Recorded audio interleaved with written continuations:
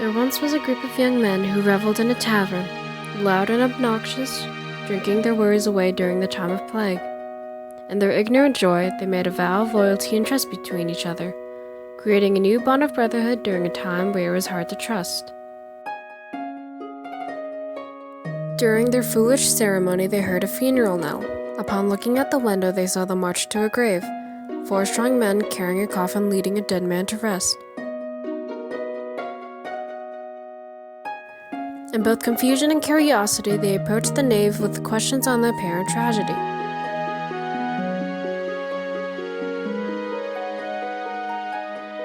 The knave sighed at the revelers in response and told them it was someone they were very familiar with.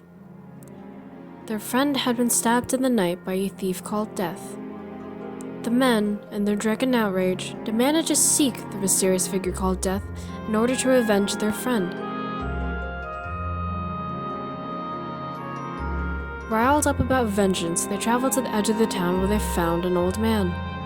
The old man waits in agony for death to come to him, but it is no use, for he is still living, even in his feeble state. In their drunken disrespect, the men accused him of being an accomplice with Death, and demanded to know where he resided. The old man, appalled by the men's rudeness, angrily raised his finger and pointed in the direction of the forest, stating that he had just left Death under the oak tree. Following the old man's directions, they went along the path to find the tree. The men came to an abrupt halt when they saw a glimmer in the distance. They picked up their pace and discovered the source of the light that was coming from under the oak tree. In front of them was an abundant amount of gold scattered on the ground. In awe, the men forgot about the previous vow against death and shifted their focus to the treasure. Overwhelmed by the possibilities, the men fantasized about a worry-free high life. As the revelers celebrated their discovery, corruption creeped into their minds. They decided to wait until nightfall to move the gold, wary of accusations of thievery. A game of drawing straws decided who will go back into town to scout out and buy food. The youngest was the unlucky one that drew the shortest, so off he went to town. During the youngest's short journey to town, the other 2 gave in to the greed and devised a plot against him in order to claim his gold and split it in half evenly between them.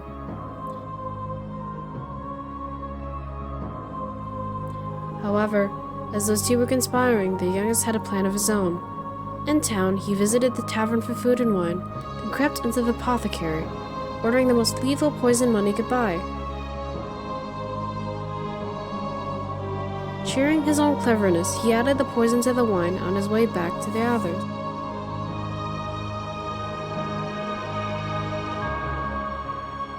Unexpectedly to him, the older 2 ambushed him from behind and stabbed him in the back. The youngest died quickly, leaving the others with the gold. Celebrating their triumph, they sat down to have a toast. They drank the wine from the town, enjoying their new rich life. After guzzling down the drink, they felt nauseous. Their chests pounded in pain and their bodies fell to the ground. The men took their last breath, and out of the dark, a thief approached them. Their last sight as they closed their eyes, the thief slowly placed a hand on them. The men took their last breath. Through their greed and distrust, they had found death after all.